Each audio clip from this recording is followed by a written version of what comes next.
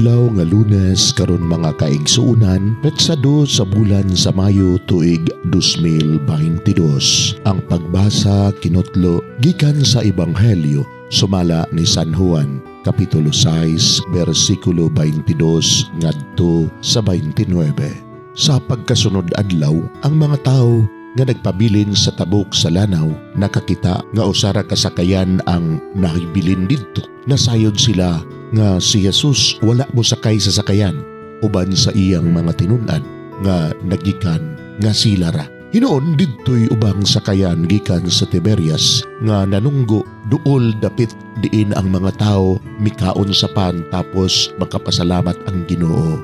Sa pagkamatikod sa mga tao nga wala didto si Jesus ug ang iyang mga tinunan, nanakay sila sa mga sakayan ug nangadto sa Capernaum aron pagpangita kaniya. Sa nakit-an na nila si Jesus didto sa tabok sa lanaw, miingon sila kaniya, "Magtutudlo, kanus aka pa mahiabot dinhi?" Si Jesus mitubag, "Sultihan ko kamo. Nangita kamo kanako dili tungod kay nakasabot kamo sa mga milagro nga akong nahimo, kundili tungod kay nakakaon man kamo sa pan ug nangabusog.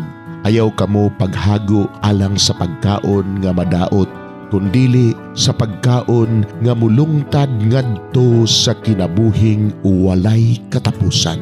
Kining pagkauna ihatag kaninyo sa anak sa tao, kay anaa kaniya ang pag-uyon sa Dios nga Amahan."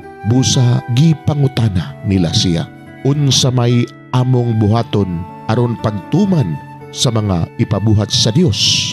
Si Jesus mitubag, "Ang buluhaton nga ipabuhat sa Dios kaninyo mao nga motuo kamo nga siya gipadala."